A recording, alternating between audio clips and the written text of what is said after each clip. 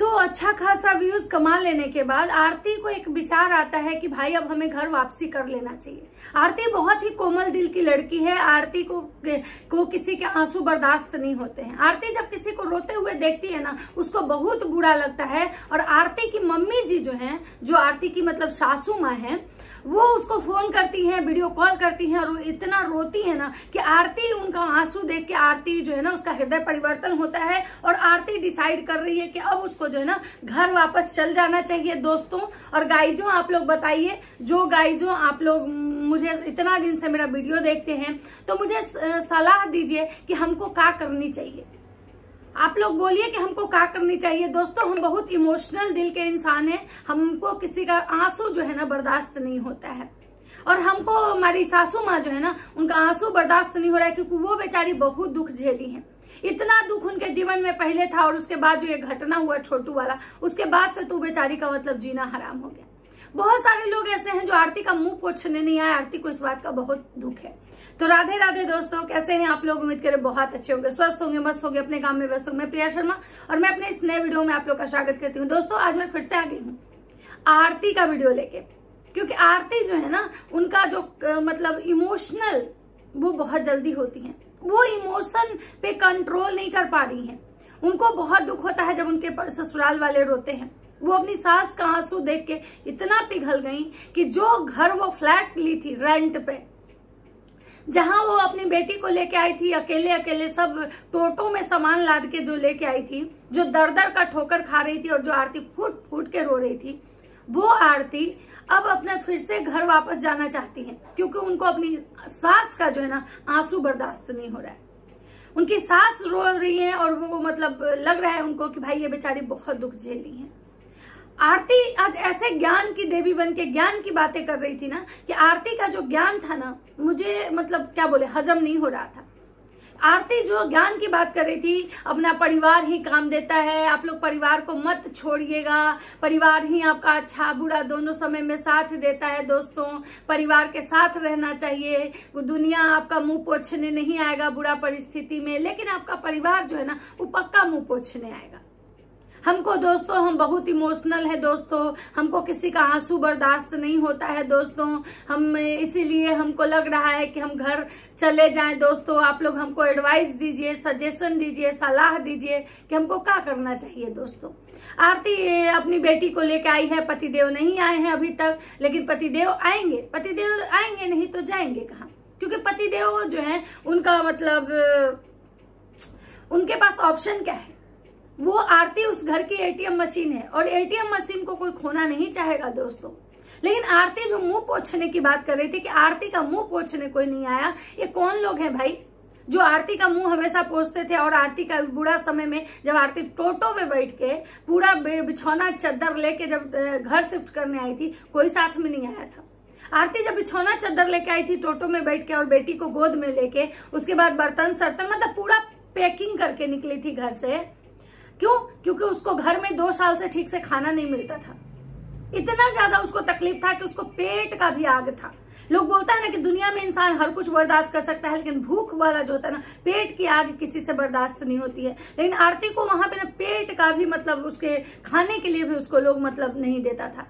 आरती बहुत परेशान थी। आरती ऐसे ही घर नहीं छोड़ी थी दोस्तों। आरती एकदम से परेशान हो गई थी तब घर छोड़ी थी। लेकिन अब आरती का कहना है कि दोस्तों पता नहीं क्या हो जाता है, मेरी सासू माँ हमको बहुत मानती हैं, सब कुछ अच्छा है, कुछ भी दिक्कत नहीं है, सब बढ़िया था, लेकिन अचानक हमको क्या हो जाता है, हमको समझ में नहीं आता है और हम घर छोड़ के चले आए। हमको घर नहीं छोड़ना चाहिए था दोस्तों, हम लेके निकल गए घर छोड़ के। कुछ तो मतलब आरती पे कोई काला जादू करता है, आरती के ऊपर कोई सवार होता है, कुछ चीजें ऐसी होती हैं जो आरती को मतलब जो है ना दिमाग इसका खराब करवा देता है और आरती कुछ भी कर लेती है। ओढ़ना बिछौना लोटा सोटा लेके टोटो में बैठ के निकल जाती है।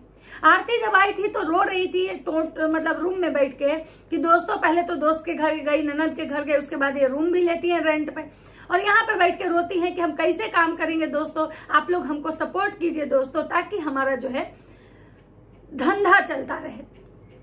आरती कहती है कि हमको बीमार है, सर दर्द हो रहा है, बुखार हो रहा है, देह दर्द हो रहा है, लेकिन हम दवाई लाने जाने तक हमको नहीं है कि हम कैसे जाके दवाई लाएं। बाबू सोती है तो कुछ काम करते हैं, उसके बाद जगती है तो इसको लेके बैठते हैं। दोस्तों हमको समझ में नहीं आ रहा है कि हम कहाँ जाए, हमारा तो मायका भी नहीं है।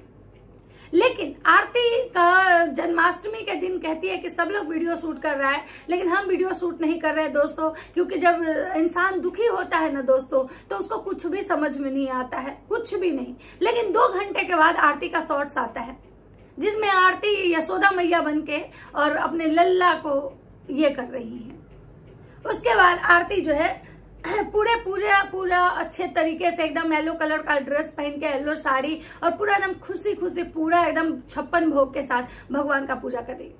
उस पे बहुत सारे लोग हैं कि कमेंट्स थे कि भाई अब तक तो ये रो रही थी कि इसको इतना ताकत नहीं है कि बाजार भी जाए, मतलब दवाई ले, लेकिन अब इसके पास सब ताकत हो गया और सारा कुछ ये लेके आई है, और अब इसका मतलब ड्रामा जो है चल रहा है।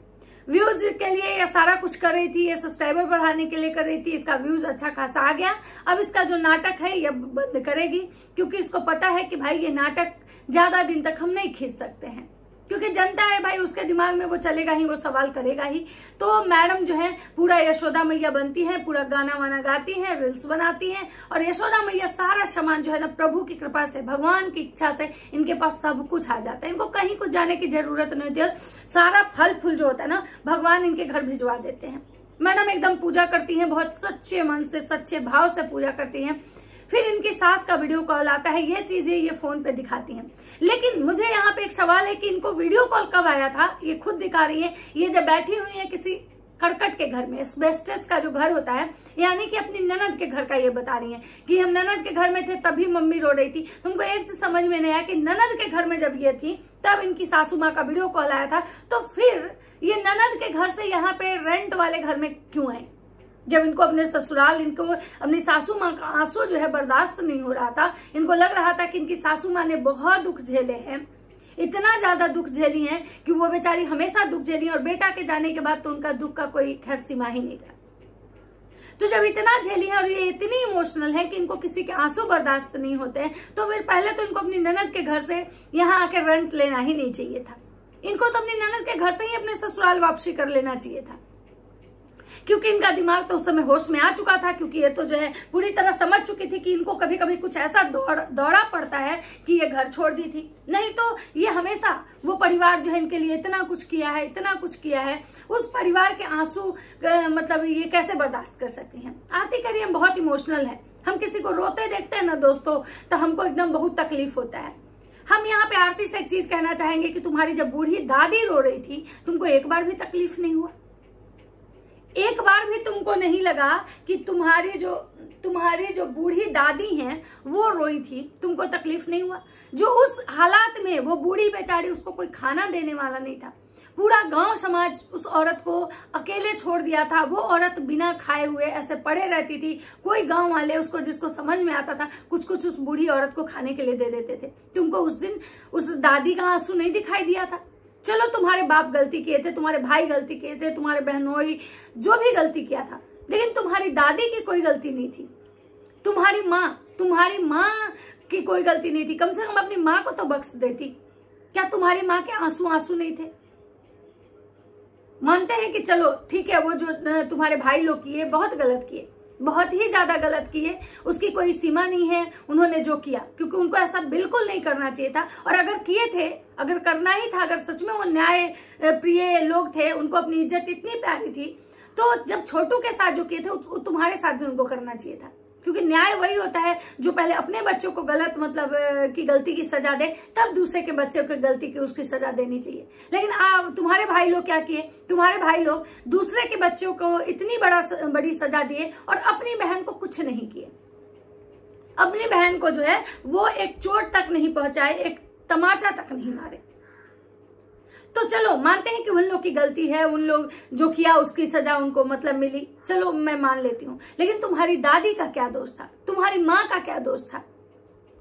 तुम्हारी माँ भी रोई होंगी, बहुत रोई होंगी, तुम्हारे सामने तुम्हारा परिवार गिड़गिड़ाया भी होगा, क्योंकि मैंने तुम्हारी बहन का वीडियो देखा था, वो तुम्हारे सामने गिड़गिड़ा रही थी कि हमारा बच्चा लोग है, कमा के कोई देने वाला नहीं है, मतलब हम कैसे अपना घर चलाएंगे, मेरे पति जब अगर जेल में, मतलब। लेकिन तुम अपनी बहन का आंसू तुमको नहीं दिखा, तुमको मतलब अपनी दादी का आंसू नहीं देखा। लेकिन आज मैडम को ना अपनी सासू माँ के आंसू बहुत दिख रहे हैं, क्योंकि ये कुछ नहीं था, इनको कोई परेशान नहीं किया था। और ये इतनी कमजोर तो है नहीं, आप लोग सबको पता है कि ये वो लड़की है जो अकेले पूरा सिस्टम हिला दी थी।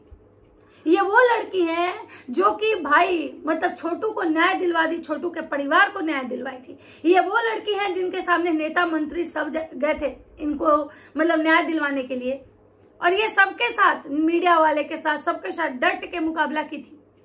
फिर आपको क्या लगता है कि इनके ससुराल वाले में इतना हिम्मत है, इतना दम है कि इनको कोई टॉर्चर कर देगा?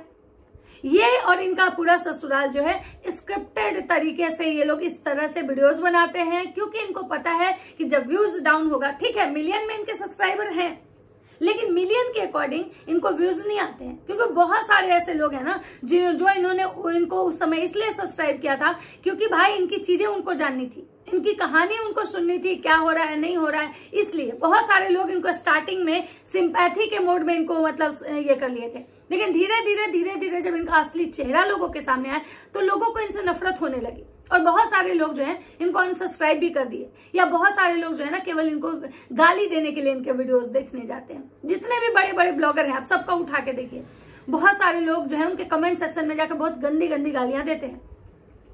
तो इससे आपको एक चीज तो समझ में आ गया होगा कि भाई मतलब ये जो है क्या बोलते हैं इनको,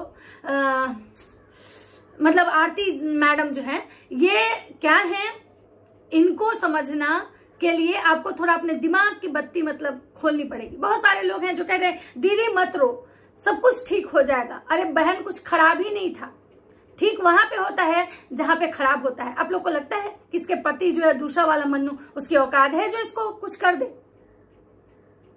मन्नू क्या, मन्नू के पूरा इंटायर खानदान को नहीं औकात है कि वो कुछ करे।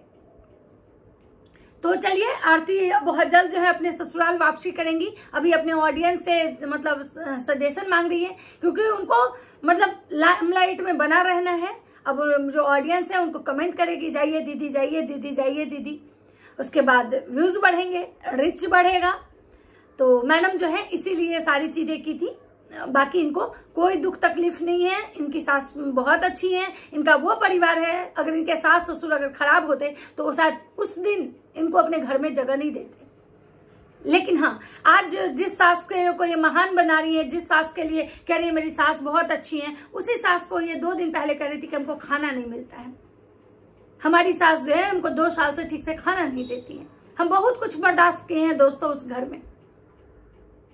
तो ये लोग जो है ना ऐसे ऐसे ब्लॉगरों के झांसे में कृपया ना आए, अपनी बुद्धि विवेक से काम लें, क्योंकि ये लोग बस केवल पैसे और व्यूज के लिए कुछ भी दिखाते हैं। तो चलिए दोस्तों, मिलता है नेक्स्ट वीडियो में। अगर हमारी वीडियो अच्छी लगती है तो लाइक कमेंट शेयर जरूर कीजिए। तब तक सबको बाय बाय।